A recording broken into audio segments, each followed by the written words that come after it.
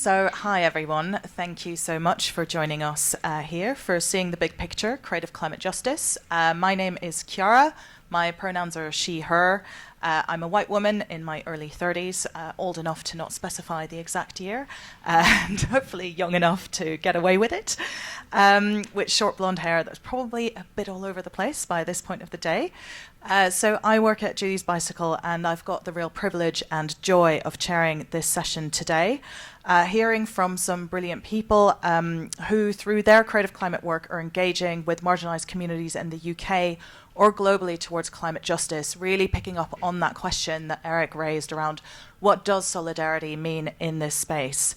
So with me, and if you want to sort of come up here, are Alistair Gentry, who's an artist, activist and researcher, Solomon-Kawall, CEO of May Project Gardens, as well as a musician and DJ performing as KMT, Ibrahim Hirsi, student writer and poet, whose work you heard a moment ago, and Dani Admiss, who's a curator and educator, whose current projects include Sunlight Doesn't Need a Pipeline.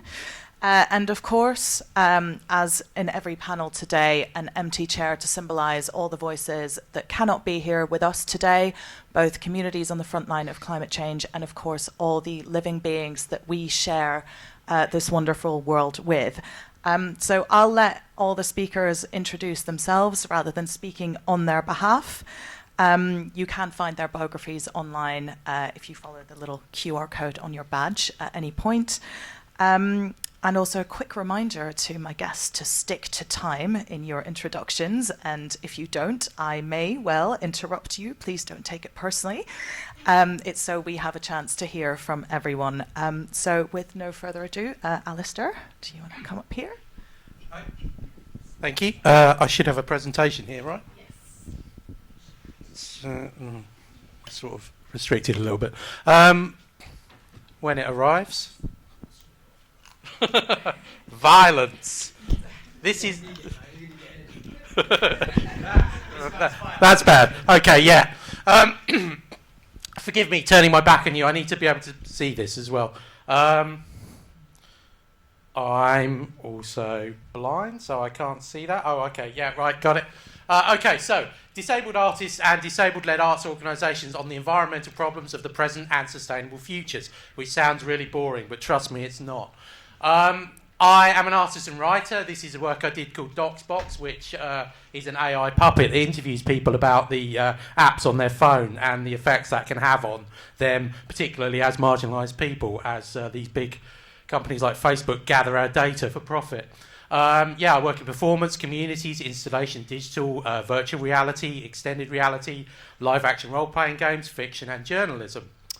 I also work as an arts producer, a researcher and an educator, working particularly with and for LGBTQ+, low-income background, self-taught and disabled artists. And I'm all of those things, and I will shamelessly slap any and all of those cards down on the table. As we all should, if we're marginalised, because, the game is rigged. A lot of people started 10 steps ahead of us. Play the fucking cards. Okay, so... Research. This is research I did when I worked for an organisation called Unlimited, who I still work for, who are the national funder for disabled artists in the UK. So this was just before the pandemic, instigated by Joe Verrant, who is the senior producer at Unlimited. I'm sorry if I'm rattling through this. Those of you who can see it can read it, and you can get this online. I'll provide a link. So this was a shared online collaborative document where everybody worked at once anonymously to share their views. So we had artists themselves, people from organisations, even some people on the down low from funders and kind of people who shouldn't have been talking to us but did. All nations of the UK represented. About 100 people took part in this. So this is just a mere extract. The full report is available online. So this is one of the questions. How do we ensure that organisations don't create green policies that make life worse for disabled people? So the soundbite here from one of the participants was, what if policy was an invitation to consider something, i.e. other than you laying down the law for people? And so some of the lessons that came out of this was, policy should be a conversation, not a direction. In other words, bottom up, not top down. Shaming people is a terrible tactic to get them to change. Making people afraid, making people scared, making people upset, it's fine. But it doesn't really get you anywhere. It just makes people shut down. Consult the people with lived experience of the subject about what they think, be flexible and trust their knowledge. Again, this is about people who are really feeling the effects of climate change and all kinds of injustice in our world. There's still far too much of political top-down people deciding this is what certain people think. Usually, again, because we're not in government, disabled people are not in government. People of colour are not in government. The people of colour who are in government don't really know that they're people of colour. Or would like to think they're not, So this is a problem. Do you think environmental discussions by organisations ignore or discriminate against disabled people? And this, yes, people were really angry about this, actually. Discussions and activism around climate emergency put an emphasis on self-sufficiency and almost survivalism. The person who used the word survivalism, I tend to use the word Darwinism, because if you want to talk about, there's a lot of this discussion, it's very ableist. It's about the idea that the solution is like going off grid. You go and take your kids and you live in the countryside. Great, that's a lifeboat for you. That's not a scalable solution for the whole world and the whole society. Great, you grow your own food. That's not scalable. Everybody needs food, right? Yeah. So everybody needs medical services. Everybody needs education. It's not a solution for you to withdraw from society. We need to fix society, not withdraw from it. Protest and resistance are often assumed to be by and for certain usually normative types of body, i.e. like you're not a proper activist if you're not gluing yourself to a train. Again, it's like I can't be, some people can't be standing up all day. There are ways that you can be in this movement without being normative and being, the only form of protest shouldn't be that you're walking the streets. The form of protest that we need is protest in our daily lives, all day, every day, until things change. And also, I live in East London, where the twats who glued themselves to a train did it again in an area that is predominantly not white people on low zero-hour contract, trying to get to work at a time. It wasn't people going to work in the city. They were damaging the lives and the livelihoods of the people that they most need on side and who are most affected by the issues they're trying to raise awareness of. It's just stupid. And also, I should just say, technologies, again, this anti-technology thing. Some of us would not survive were it not for technology. So do you want a world where some of us don't survive? Do you want me to die because I'm blind? I would do. Historically and in less developed parts of the world, people die of easily treatable diseases. That's not necessary. We shouldn't be advocating for a world where anybody dies of an easily treatable disease or injury. Going back to the Stone Age is not a solution. Sometimes, again, this is the next thing. I know I'm running out of time. Sometimes disabled people have to think more about day-to-day survival, financial stability and barriers put up by society. How can disabled people be environmentally responsible, and is it a priority? Okay. The DWP, Department of Work and Pensions, is going to kill me before climate change does. So that's my priority. This is the reality, right? People underestimate. Well, a lot of people here are creative. They're artists. People don't know the poverty of creative people, don't know the poverty of activists. They don't know the poverty of disabled people. As marginalised people, I'm whitish, but otherwise I'm disabled, I'm gay. Make no mistake, there are people in government in this country right now who want people like me dead. Or at least they wouldn't care if we died, which is a fine distinction, but, the effect is the same. So, everybody has to take some responsibility, but there are structural problems and disabling factors that no individual person can tackle alone, nor should they have to. We are not individually responsible for the state we're in, but we can all do something. But that doesn't mean we should all be expected to do everything. What kind of support would you need? A shorter working week should be a future ambition for the arts sector. Less activity, but doing it in a more environmentally and socially sustainable way. Yeah, we shouldn't be looking for a world with infinite growth. We should all be looking for a world where we do less work. All of us work less, but do better with the resources we have, not imaginary resources that may or may not exist in the future. Yeah, you can read this. If you could speed read. So yeah, there's a lot more. Here's the link. You can contact me to get... yeah, you can see it online. Contact me, ask me any questions you want to. Thank you. Sorry that was so fast.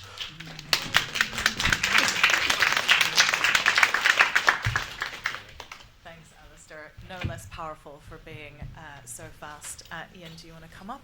You're next.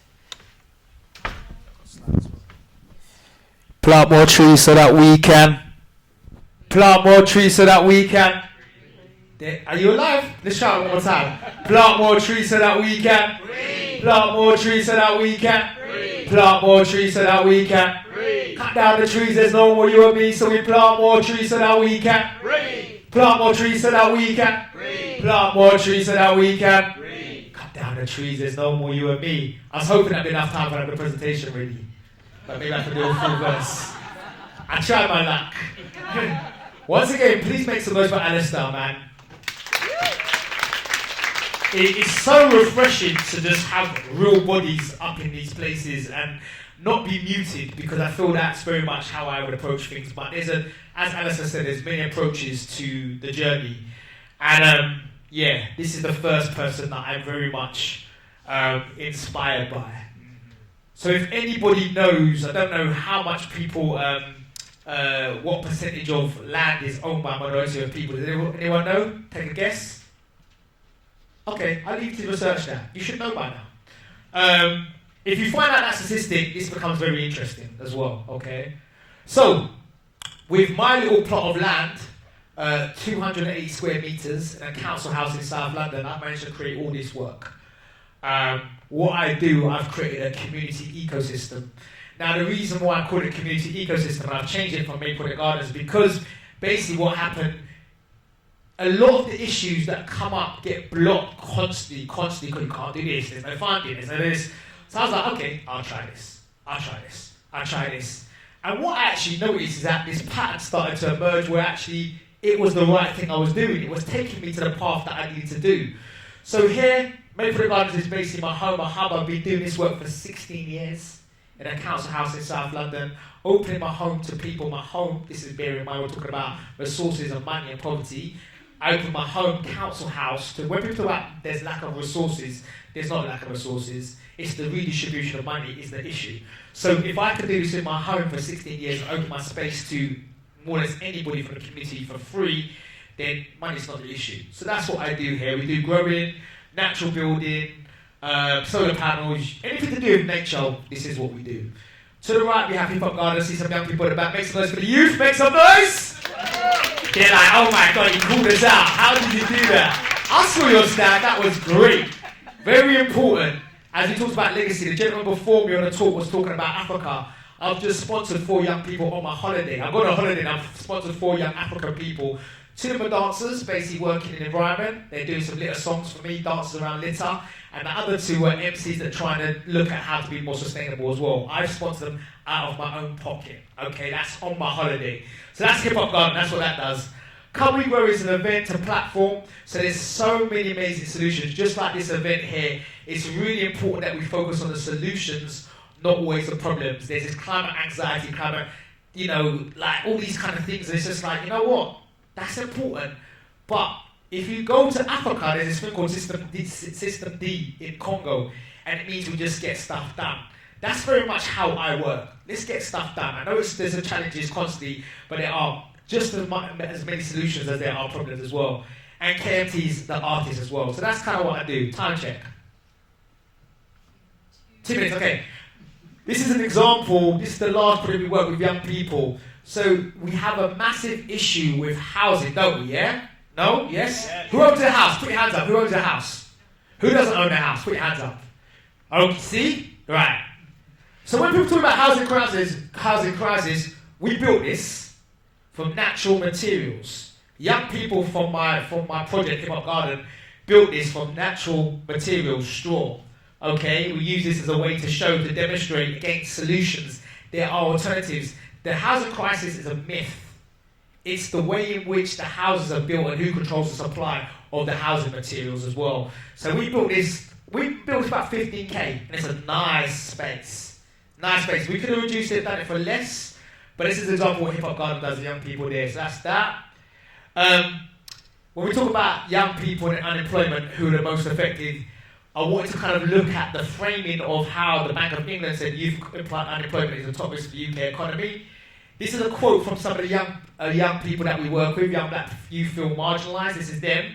Now, if we look at nature, if we look at this principle, permaculture, very quickly, I don't have time to get into that, but look, it's a system, design system that I use. It says, use edges and value the marginal. Just like my fine friend here, Alistair, was saying, being on the edges, the marginals, that's where the most innovation happens. It happens in nature, it happens with the work we're doing as well. So that's a perfect example of that. So Chiara's looking at me. I haven't got time to play a video, but if you want to check that out, you can see that. This is our event, we Grow. Okay, Zena Edwards, you might know this young lady, yeah? Get to know her. Deep sister. And that's me. So this is a video of me basically performing a song called Litter. And one of the things I recently did on Africa, I went to Africa and again, went to the beaches, same problem where you go, everywhere you go there's litter. So we made a song about the environment, the young people got it, and they made a remix of it, a Swahili version of my song, and then they performed it, and then in exchange basically I bought some of their merchandise they designed, which is all eco-friendly and eco-design. So that's kind of work I do in 5 minutes, considering this is 16 years. Oh, to add, 9 years of this work was completely unfunded. 9 years. I've been going for 16 years. 9 years, I'm dyslexic, so I can't get funding. I have to rely on other people. And when I rely on someone else to get the funding, they try to do something quite naughty. Won't get into that now. All right? Peace, blessings. Thanks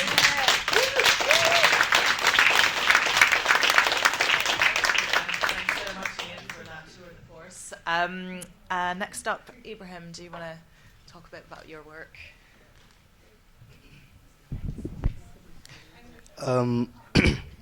Yeah, my name is Ibrahim, and I do my main passion is archiving. I go into a lot of archives. I do a lot of research, and I also like to go into my community, the Somali community, archive stories, interview elders, translate poems, do a lot of work around that. And my talk, I'm gonna just talk a little bit about how a lot of my research recently has been about looking at the nomadic communities from back home and the way they live and the way they exist and how they've existed with the land the past millennia or even longer. And yeah, so it's time for a return to the past. Before colonialism disrupted the social and intellectual fabric of most African societies, many civilizations had built systems of knowledge and ways of living that were suited to their specific material conditions. Through archival work, I've been trying to delve deeper into traditional Somali modes of living and philosophies to both better understand my people, but to also learn about alternative ways of living. Studying about indigenous systems can serve as both a catalyst and a vehicle towards a healthier and better future. They provide alternatives to the positivist framings of economics and politics that we've been force-fed. I'm gonna just kind of delve into some of the stuff that I've kind of researched and some of the stuff that I've learned about the way that the Somali pastoral people live. So they are nomadic pastoralists, so they just they have their livestock, and wherever their livestock grazes, they'll go. There's no such there wasn't one capitalism, but is messed up the social fabric a lot. But there never used to be any such thing as private land. There was public land, but yeah, I'm gonna just delve into that a bit more. Yeah, so one of the first features I want to talk about is, as I've just said, there were nomadic people that relied upon their camels mainly, although they had other livestock.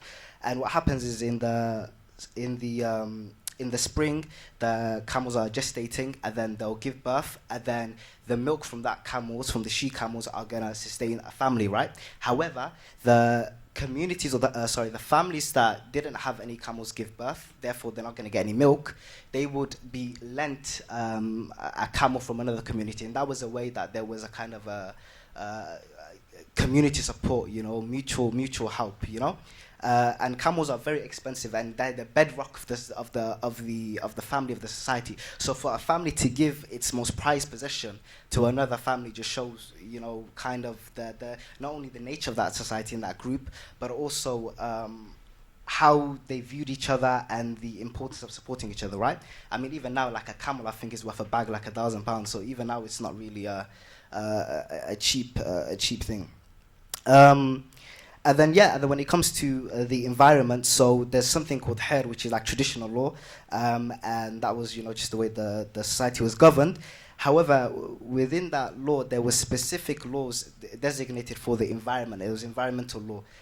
For thousands of years, hundreds, thousands of years, right? And it had several features that basically meant that, that the main goal of this was so that the water isn't contaminated, and so that there's less likelihood of a drought happening the next year.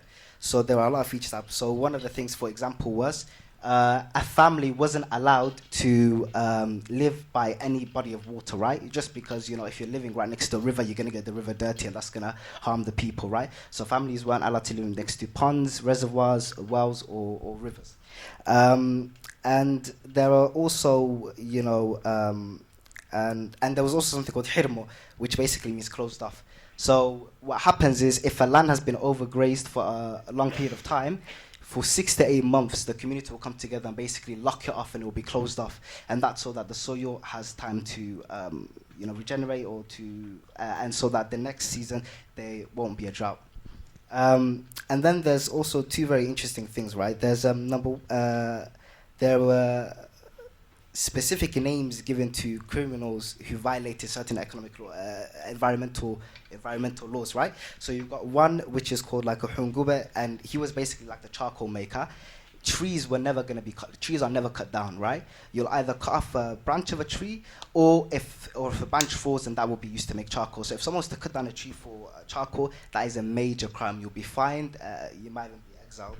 And then there's also and there's also people who do the same thing, but maybe not for charcoal, but for carving either sculptures or anything like maybe spoons or headrests or stuff that are just daily household items, right?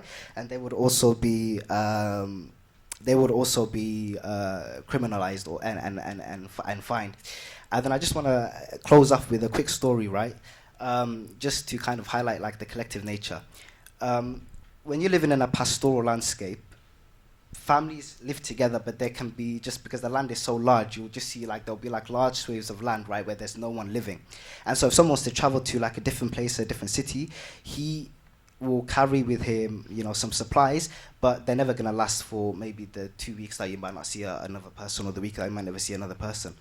And so what happens is there will be like communities within the land like dotted around, and it is upon everyone in the community has a responsibility that if a wayfarer or if a traveler comes, that you feed him, you give him whatever he needs in terms of sustenance and clothing, and then you let him go. And there's a funny story about my kind of great-grandfather, who was kind of known for his generosity when it came to travelers. And there was a guy who traveled at night, and he came across a family, and they didn't really do him well. They didn't give him any food or milk or anything. And then he basically, woke up the next morning, and he wrote this really long poem, kind of berating them, and then saying, if only I had come across, and he says my grandfather's name, and I would have eaten well tonight, basically. So, the pastoral, it's a really difficult environment back home. Especially when you live in that mode of life, nomadic life. And the way they survived was, number one, by respecting the environment, respecting each other, and also living in unison in terms of, helping each other when they needed help. And yeah, that's what I'm going to say.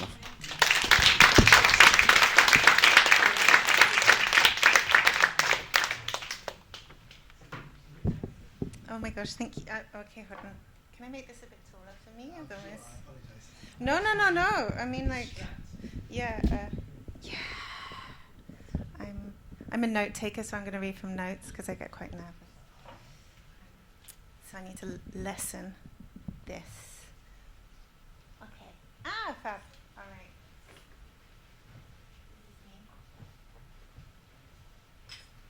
I hope we can play the video. Hi everyone, my name is Dani Admiss, she, her.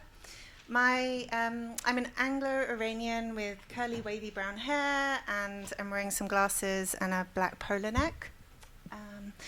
And maybe just to put it into context, unlike these wonderful people on the panel, I'm a curator rather than an artist, so I work with artists. And I'm going to tell you about a project that I've been working on since 2020 called Sunlight Doesn't Need a Pipeline. And, okay. So the Sunlight Project is an art, climate justice, and a collaborative learning project that brings together various and diverse art workers across the world to think about what transitioning to a low-carbon planet might look like, beginning with the creative arts sector and then sort of moving beyond that. It comes out of a Stanley Picker Fellowship. I think it's important to say it started off as an individually supported project, and it's kind of moved into a coalition of people.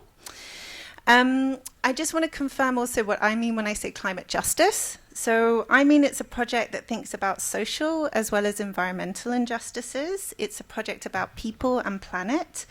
I think intersectional environmentalist Leah Thomas is right when she says that the environmental and social injustices are often fueled by the same flame. And so at its core, this project really works to articulate ideas of climate justice in relation to equity, to human rights, and to the violent histories of racial capitalism. Okay, can we make the video? Oh, actually, I'm going to do the next one first. Over the last year, a coalition of art workers, growers, dreamweavers, caregivers, agitators, and engineers have come together with a number of local community organisations in Kingston, but also in the wider London area, to co-create a holistic and ever-growing decarbonisation plan. This project is really made up of their voices, their stories, and their knowledges, and I want to acknowledge that this project is as much theirs as it is mine. So I'm going to go back and play the video. Okay. So unlike the grand plans that we're used to when we talk about Green New Deals, the Sunlight's holistic decarbonisation plan takes the form of a set of web resources. It comes in the form of essays, case studies, consensus statements, meditations, interviews that come out of collaborative commissions, peer learning labs, community-driven research, workshop and events.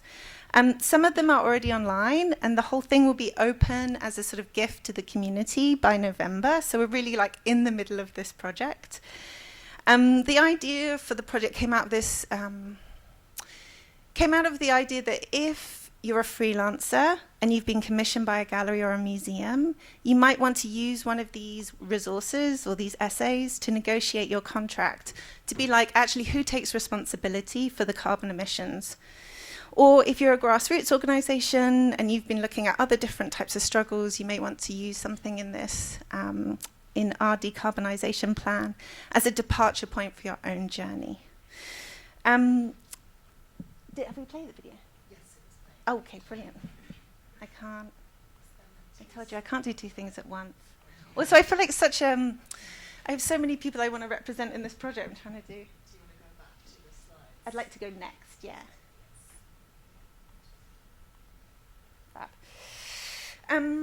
Okay, I want to say a quick thing that as 22 comes to a close, I think it's fair to say that our politicians and our CEOs are caught up in a deep and reckless climate denial.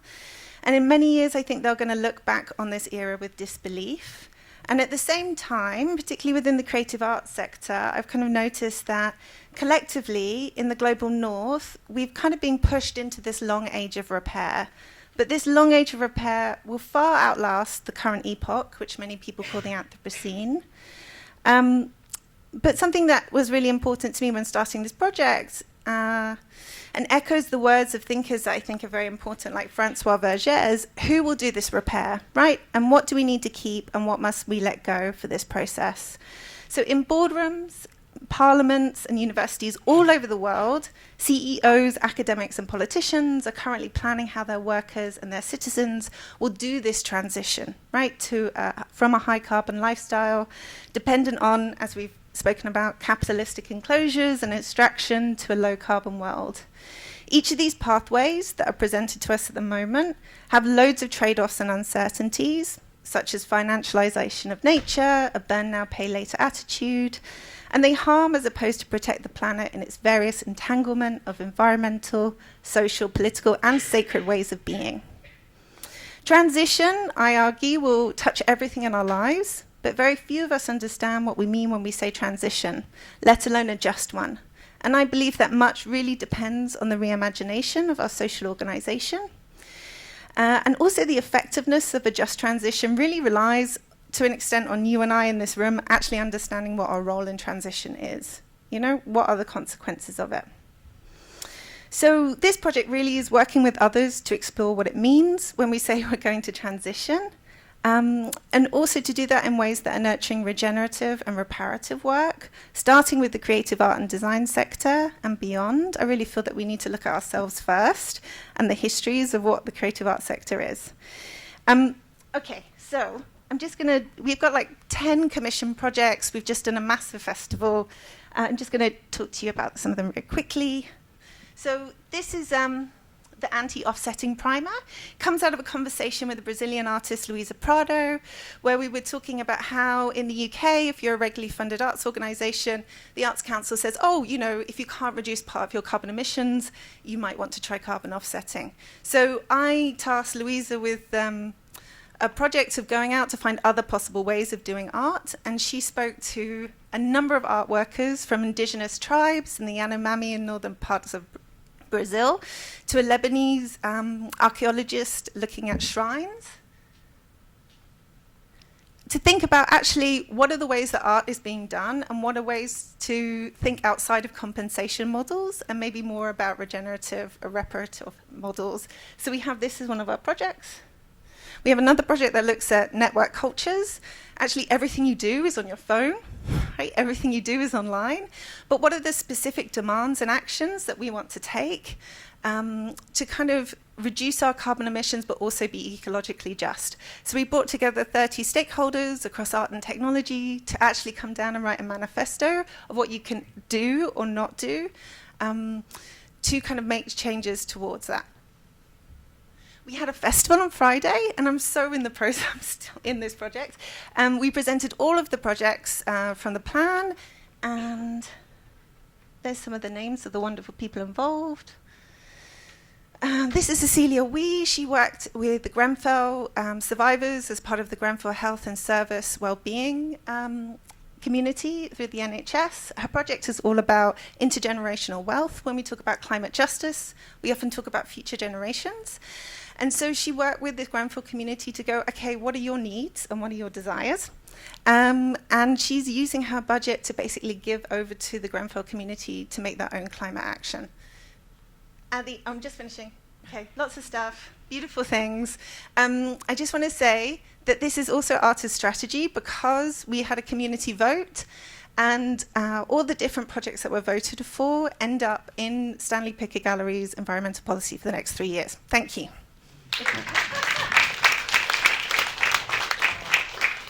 Brilliant, thanks so much, Dani. I'm going to try and see this tape off here so we can have a proper Q&A.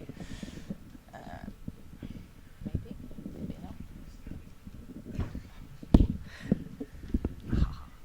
Brilliant, freedom, I know, we freed it. Hey. Oh, nearly. There's another piece there, so we'll breaking free. I know.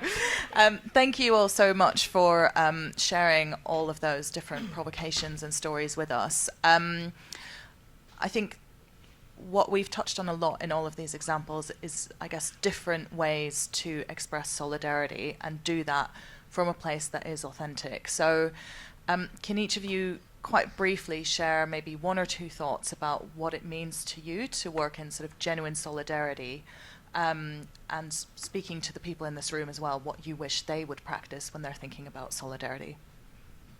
I know if some of you were in the previous session here, they were talking about how kind of justice for everyone, not just climate justice, because all of those things are related. You cannot have climate justice without social justice and economic justice. So we all need to be working on all of those things. I know that's a lot, but if you're just working on climate justice, you're just rearranging the deck chairs on the Titanic. The ship is still sinking. You need to work on all of those things. So we are all on that Titanic.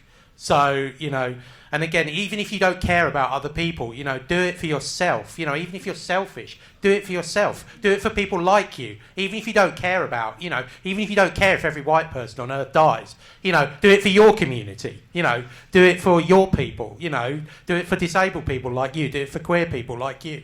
Even if you only want those queer people to survive, it's just do it for that, if nothing else. So that's what I'd say. It's just, there's not a choice here. The world is already ending. The world is ending. The world we've known has ended. So, we need to live with it if we want to live.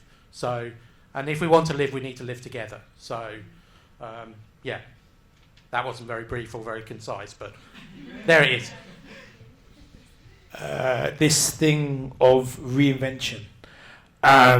So having been like a person that's been doing this for a long period of time, you'll see a lot of organisations and individuals try to copy what you do because they have more resources and they have more contacts. They replicate a lot of our work and actually they present it in a certain way that makes it look like it is authentic, but actually it's not. I can name lots of organisations that I've worked with who, shall I do it? Yeah. Nah, I'm not going to today. You don't pay me enough for that. Do you know what I mean? But ultimately, that's my consultancy hat.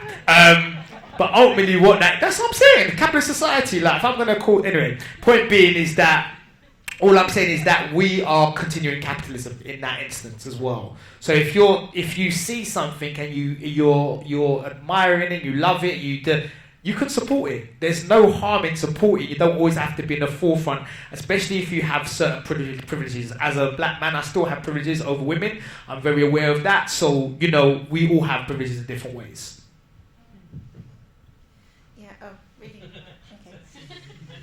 Musical chairs.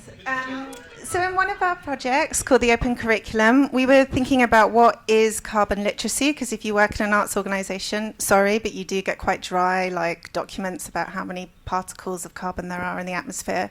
So we went ahead and asked lots of people what is carbon. We asked a wonderful MC called Apex Zero, and his response was, I'm not supposed to know what carbon is. I wasn't taught what carbon is at school. Carbon is not meant for someone like me.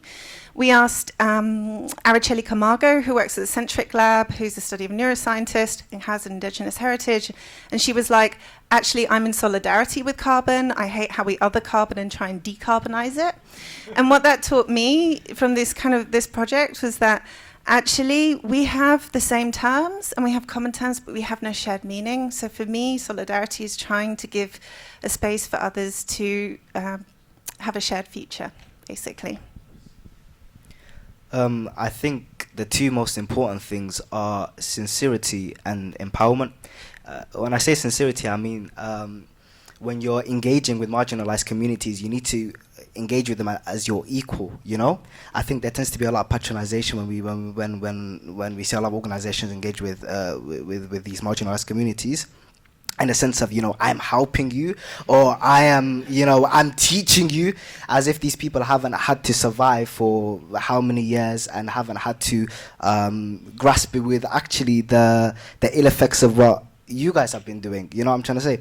So I think sincerity is number one, and also number two, empowering those communities for them to go out and do the work. They know how best to deal with themselves. They know how best to deal with their communities. Give them the resources. I think that's the most important thing. Please stop doing decolonizing projects for 48 hours. 480 years, Exactly.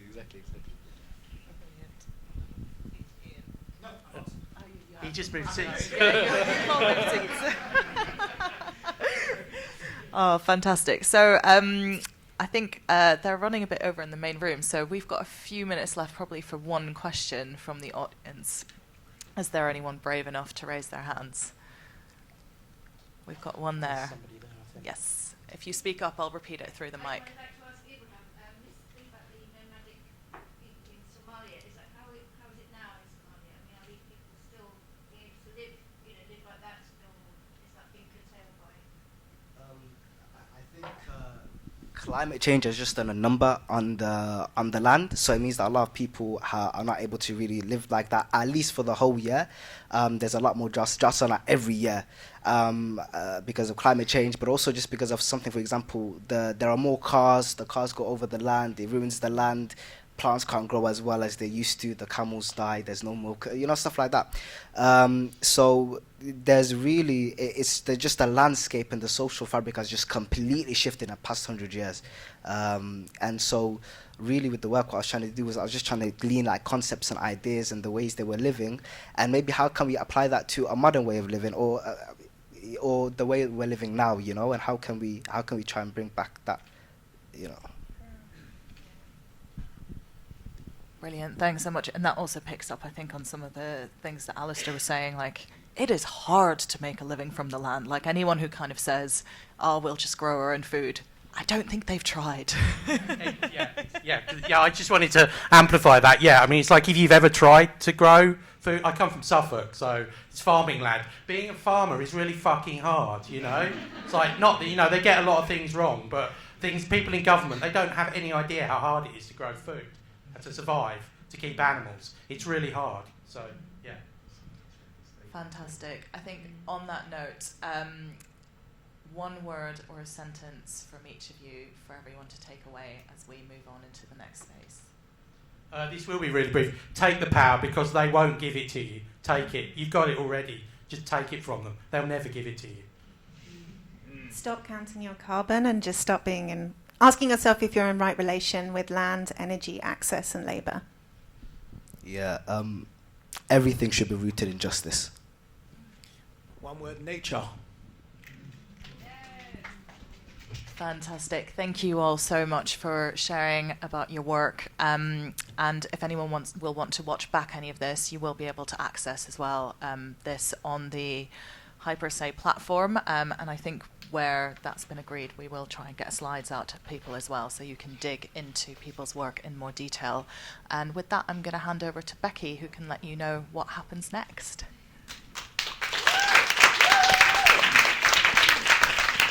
Okay. First of all, should we just say a really big thank you to this fantastic panel. And Chiara.